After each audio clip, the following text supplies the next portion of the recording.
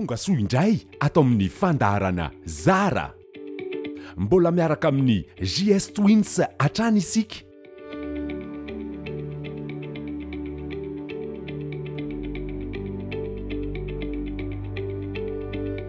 Tena nanan-danja lehibe tamin'ny JS Twins nisehony tao amin'ny Canal Olympia.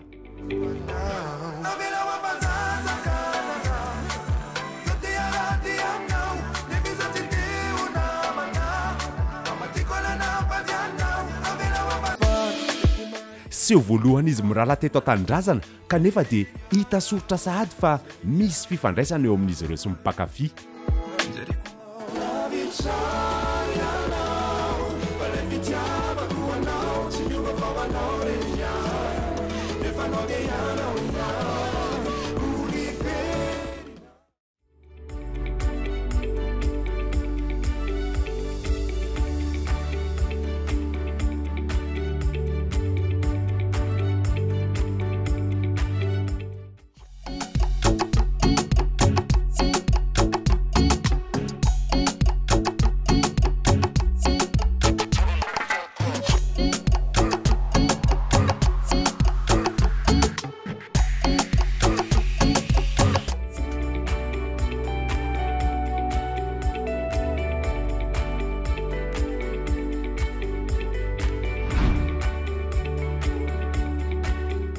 Avy eo dia nanatanteraka ny seho tao amin'ny Kazama izy ireo.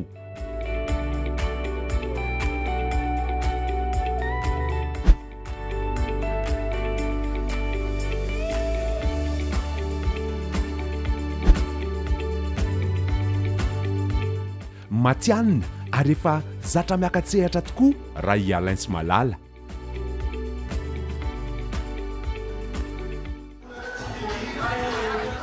Hita soritra tamin'ny fiarahan'izy ireo tamin'ireo mpankafy zany.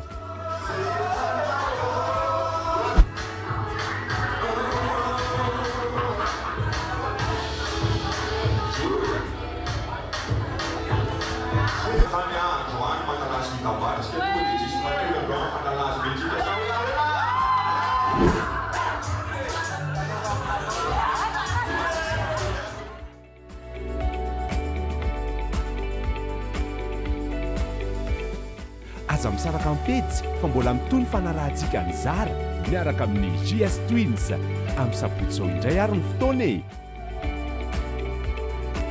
On est ensemble, ça bouge pas.